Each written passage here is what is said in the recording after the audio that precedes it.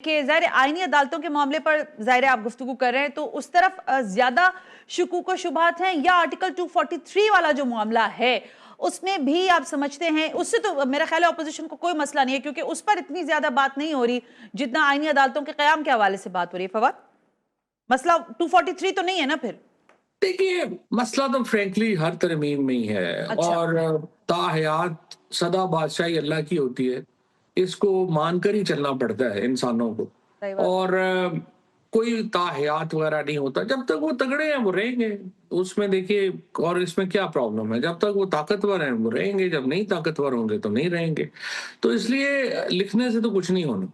Simple बात ये है कि जो आईनी तरमीम है, ये जो सीओडी हुआ था, ये बैकग्राउंड में हुआ था हाँ। कि मुशर्रफ साहब के दौर में बहुत सारे जजेस जो हैं वो पीसीओ के तहत आ गए थे। अब उन जजेस से पीपल्स पार्टी और नून लीग मुतमईन नहीं थी, और वो चाहते थे कि ये जजेस से मामला निकल जाए। अब ये जो जजेस हैं ज्यादातर, ये तो डिफरेंट जगहों से आए हुए हैं, और इनका वो प्रॉब्लम नहीं था कि पीसीओ के तहत जजेस तो नहीं आए हुए ना। ठीक है। तो इस चार्टर ऑफ डेमोक्रेसी जो लिखा गया था, ये कॉन्स्टिट्यूशनल कोर्ट का, वो इस बैकग्राउंड में था। अब आप देखिए प्रॉब्लम क्या है कि अगर आप 8-10 जजेस बना देंगे, 9-10 जजेस बना देंगे जो आइन के मुतालिक एक्सक्लूसिव फैसले करेंगे, उसके नतीजे में पार्लियामेंट तो मुस्तकिल रिडंडेंट हो गई ना। वो 9-10 जज बैठ के बताएंगे कि इस आइन का मतलब जो है वो क्या है, और आप उसके मुताबिक जो है वो फिर चलना शुरू हो जाएंगे। सो पार्लियामेंट फिर क्या करेगी? जो आपकी जो जो पाकिस्तान की जो रवायत रही है वो ये है कि जब भी बंदे लोग इस तरह के सीट पे आ जाते हैं, वो फिर अपनी ताकत बढ़ाने के लिए एकदम शुरू, नेचुरल है, हाँ, इंसान है ना, वो ऐसे ही करते ठीक है, ये भी हैं। एक बात है। लिहाजा जो इशू ये नहीं होता कि इदारा कोई ताकतवर कितना है।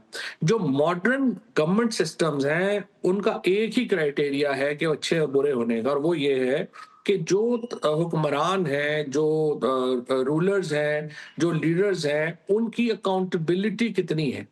अगर ठीक बात। उनकी अकाउंटेबिलिटी और अल्टीमेट पावर जो है, ये जो तस्वर है ना, या एक कि बहुत ताकतवर होने से जो है वो मसले हल हो जाते हैं, दुनिया की तारीख जो पॉलिटिकल फिलॉसफी है वो बिल्कुल इसके खिलाफ है।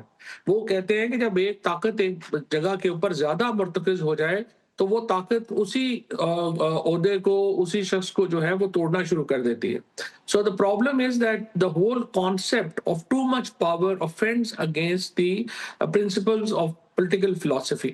So ये जो इन्होंने इस ना, देखो ना, मकसद तो इसका एक ही है। मकसद तो इसका एक है, वो ये है कि आप एक आदमी या दो लोग या जो भी हुक्मरान है, उनमें ताकत ज्यादा से ज्यादा जमा हो जाए, और जब ज्यादा से ज्यादा ताकत हो जाएगी तो स्टेबिलिटी आ जाएगी। बट आप भी देखेंगी और मैं भी देखूंगा कि आने वाले दिनों में स्पेशली, और ज्यादा लंबा नहीं, मैं आपको बता दूं कि 100 डेज, 90 टू अच्छा। 100 डेज में, अच्छा। 3 महीने से आप देखिए 4 महीने के अंदर पाकिस्तान का, अगर हमने जो एंगेजमेंट की कोशिशें जो हमने की हैं, जी जी। अगर ये एंगेजमेंट की कोशिशें कामयाब नहीं होती, तो पाकिस्तान का पॉलिटिकल टेम्परेचर बहुत ऊपर होगा।